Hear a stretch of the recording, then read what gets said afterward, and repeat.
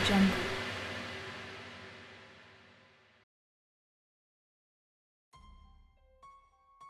अस्सलाम वालेकुम प्यारे दोस्तों, जुल्फी नॉलेज लैंड में खुश आमदीद। गाजी नॉवेल। अगली रोज़ शाम को मैं कर्नल शंकर के पास गया। वो हस्बे मामूल लॉन में मैं की महफिल सजाए बैठा था। अब्दुल करीम बरामदे में हुक्म बजा लाने के लिए मुअत्तिब खड़ा था। अब्दुल करीम ने आंखों ही आंखों में और सर को ज़रा झुकाकर मुझे सलाम किया। आज कर्नल भी मूड में था। मुझे देखते कहने लगा, hello mister पामस, please come and join me. आए और मेरा साथ दें।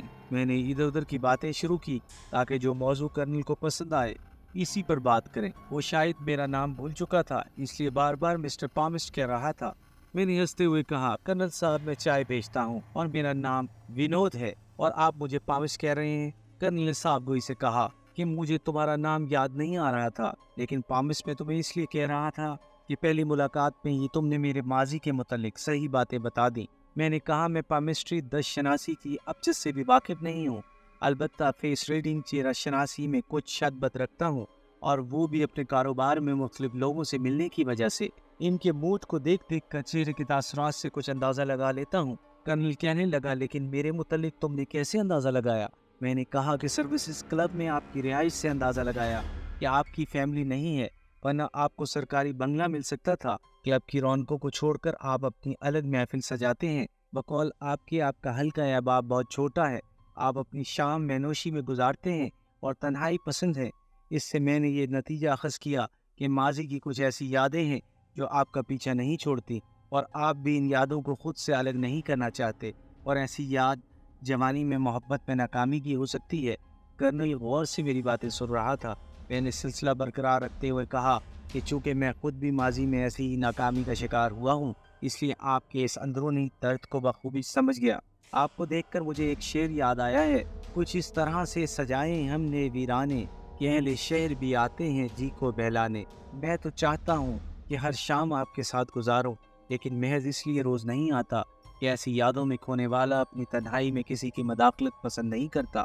इसी मौजू पर याद नहीं मैंने और क्या कुछ कहा, लेकिन जब मैं खामोश हुआ तो ये सख्त गिर कर्नल मोम की तरह पिघल चुका था। लॉन में जलती नीलगून लाइट्स में इसकी आंखें आंसुओं से लबरेज नजर आ रही थी। कर्नल कुछ देर कुर्सी की बैक से सर लगाए खामोश बैठा रहा। जब वो खुद पर काबू पा चुका तो बोला, मैंने अपनी माजी के बारे में आज तक सिर्फ 2-3 दोस्तों को बताया है, और आज तुम्हें इसलिए बता रहा हूँ कि तुम बताए बगैर मेरे माजी को कुरेद चुके हो। मैं लाहौर का रहने वाला हूँ और रावीन हूँ। मैंने इसे टोकते हुए अनजान बनकर पूछा, रामीन से आपकी क्या मुराद है? हालांकि मैं खुद गवर्नमेंट कॉलेज लाहौर ज़िला कचहरी के पास का स्टूडेंट रह चुका हूँ। ये कॉलेज तकसीम हिंद से पहले बरसगीर का बेहतरीन कॉलेज माना जाता था, और इसके तलबा खुद को रावीन कहते हैं। कर्नल ने मुझे बताया कि कॉलेज में शीला बनोट नामी एक क्रिश्चियन लड़की से इसे मोहब्बत हो गई। वो इसकी क्लास फेलो थी, और ये एक तरफा मोहब्बत ना थी, बल्कि ये आग दोनों तरफ यकसा भड़की हुई थी। वो कॉलेज के नुमाया तलबा में था और पैराकी में कॉलेज टीम का कैप्टन था। इसने फैसला किया था कि ग्रेजुएशन के बाद ICS इंडियन सिविल सर्विस का इम्तिहान देगा। शीला भी यही चाहती थी। दोनों ने BA का इम्तिहान इकट्ठे दिया था। दोनों के घर कूपर रोड पर थे। इसके पिताजी पंजाब गवर्नमेंट में मुलाजिम थे। हम दोनों के घर वाले इस मोहब्बत से आगाह थे और एक दूसरे से अक्सर मिलते रहते थे। अप्रैल 47 में लाहौर भी हिंदू मुस्लिम फसाद की लपेट में आ गया। एक शाम फसादियों ने इसके घर के सामने वाले घर को आग लगा दी। वो घर मुसलमानों का था। इसके पिताजी जो दिल के मरीज थे, ये मंजर देखकर इन्हें दिल का दौरा पड़ा और वो सूरतबाश हो गए। इसने बताया कि फसादियों की शर्मगेजी पर तो चंद रोज में काबू पा लिया गया, लेकिन पिताजी की मौत ने हमें उजाड़ दिया। हमारे पास जमा पूंजी न होने के बराबर थी। घर का सारा बोझ मुझ पर आन पड़ा। मैंने रंग महल में एक दुकान पर जुज़ वक्ती मुलाजमत कर ली। उम्मीद थी कि पिताजी के फंड वगैरह मिल जाएंगे तो मैं ICS की तैयारी शुरू कर दूंगा। शीला के घर वालों पर हमारी माली कमजोरी का राज खुल चुका था और वो कुछ खींचे खींचे से रहने लगे। इसी दौरान शीला के लिए एक इंडियन क्रिश्चियन कैप्टन का रिश्ता आया। शीला ने भी अब मुझसे दूर रहना शुरू कर दिया था। मैंने शीला को लाख समझाने की कोशिश की, लेकिन बेसूद। मैंने इसे गुजरे दिनों की बातें और कस्बे वादे याद दिलाए, लेकिन बेसूद। और एक दिन शीला इस कैप्टन की दुल्हन बनकर चली गई, लेकिन मेरे दिल से ना निकल सकी। मैं अपनी बेसरोसामानी के बोझ तले दबा हुआ शीला को गिरजे से कैप्टन की दुल्हन बनकर निकलते हुए देखता रहा, लेकिन कुछ ना कर सका। मुझे एक चुप सी लग गई थी। इसी दौरान तकसीम हिंद हो गई।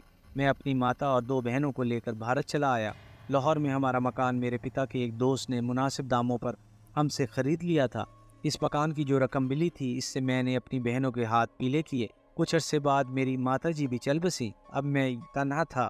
میں نے فوج جوائن کر لی۔ ڈیرہ دون میں 2.5 سال کی تربیت کے بعد سیکنڈ لیفٹیننٹ بنا۔ میں نے پوری کوشش کی کہ شیلا کو دل سے نکال دوں، لیکن اس کی محبت اور یاد کی جڑیں دل میں کچھ اتنی گہرائی تک پہنچ چکی تھی کہ ناکام رہا۔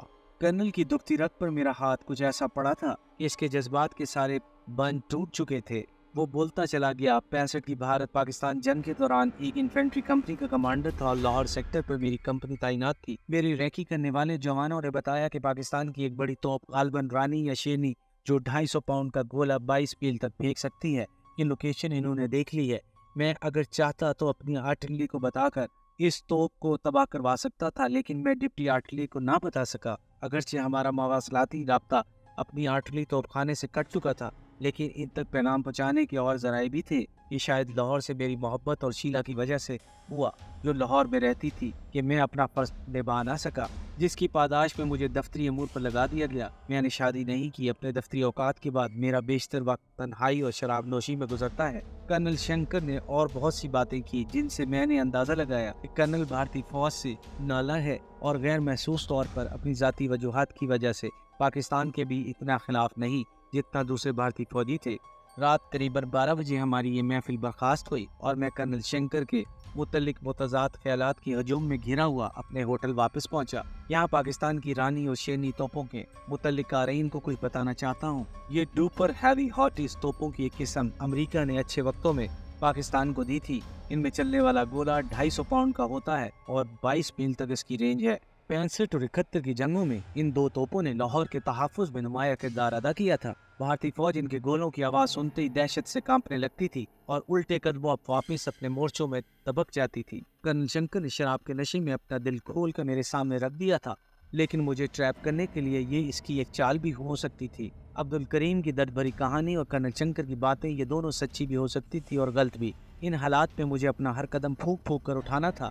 میں نے دونوں کی باتوں کے ہر فکرے اور ہر لفظ کا تجزیہ کرنا شروع کیا اور بالآخر یہ فیصلہ کیا کہ جب تک میرے ساتھی لکھنؤ سے واپس آ کر عبد الکریم کے بیان کی تصدیق نہ کر دیں، میں کوئی قدم نہ اٹھاؤں گا۔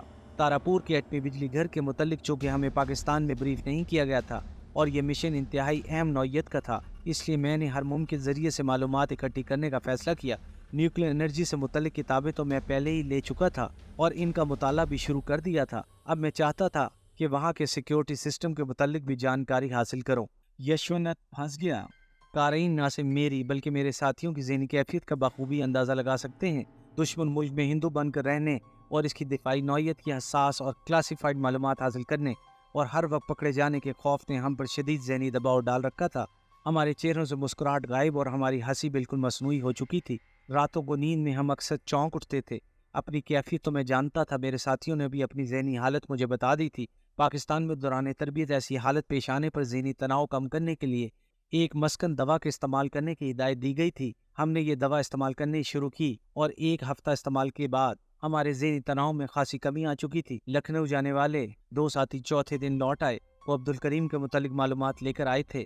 دکاندار نے عبد الکریم کی کہی ہوئی تمام باتوں کی تصدیق کی تھی۔ دکاندار نے عبد الکریم کے متعلق یہ بھی بتایا تھا کہ اس کے دور پار کے رشتہ داروں کے علاوہ ایک حقیقی چچا بھی ہیں، لیکن وہ سب عبد الکریم کے والدین کے مرنے کے بعد بجائے اس یتیم کو محبت شفقت دینے کے، ان کے گھر میں جو بچا کھچا سامان تھا وہ بھی اٹھا کر لے گئے اور عبد الکریم بے آسرا اور بے سہارا رہ گیا تھا۔ اس کے والد سے دوستی کی وجہ سے اس دکاندار نے اسے اپنے گھر میں پناہ دی اور وہ تعلیم حاصل کرنے کے ساتھ ساتھ دکان پر بھی اس کا ہاتھ بٹاتا تھا۔ میٹرک کے بعد عبد الکریم مزید تعلیم حاصل کرنا چاہتا تھا، لہٰذا سال بھر وہ دکان پر ہی کام کرتا اور جو ہی اسے موقع ملا وہ فوج میں بھرتی ہو گیا۔ دکاندار نے میرے ساتھیوں سے اس پوچھ گچھ کی وجہ دریافت کی تو انہوں نے کہا کہ عبد الکریم ان کے خاندان کی ایک لڑکی سے شادی کی تجویز سے اغواء ہے اور وہ اسی سلسلے میں یہاں رہے ہیں۔ دکاندار نے کہا کہ عبد الکریم ایک شریف اور نواب خاندان کا چشمہ چراغ ہے، سوائے غریب اور بے آسرا ہونے کے اس میں کوئی خامی نہیں۔ دکاندار نے یہاں تک کہا کہ اگر اس کی کوئی بیٹی ہوتی تو وہ اسے عبد الکریم سے بیانے میں فخر محسوس کرتا۔ غرض کیا عبد الکریم کی بیان کردہ سب باتوں کی سچائی کی تصدیق ہو چکی تھی۔ اب مجھے اس کا تعاون حاصل کرنے کی منصوبہ بندی کرنی تھی۔ ابھی تک عبد الکریم کا جو خاکہ میرے سامنے تھا وہ ایک خاندانی بے آسرا تنہا مسلمان بھارتی سپاہی کا تھا جو اپنے افسر کی مسلسل گالمگلوچ سخت رویے کا شاکی تھا۔ یہ اس خاکے کے مثبت رخ تھا۔ دوسرا رخ جو منفی تھا وہ کچھ یوں تھا کہ وہ مجھے اپنی ذاتی شکایات اور رنجش کے باوجود اپنے ملک کا خیر خواہ ہو سکتا تھا۔ اس کی عزت نفس جو کچلی جا چکی تھی اسے ڈیفیکٹر باغی بنا سکتی تھی، یا پھر اسی کچلی ہوئی عزت نفس کی بحالی کے لیے وہ ہمارا راز جاننے کے بعد اپنے افسران کو ہمارے متعلق بتا کر بھارت ماتا کا سپوت بن سکتا تھا اور اپنا کھویا ہوا وقار حاصل کر سکتا تھا۔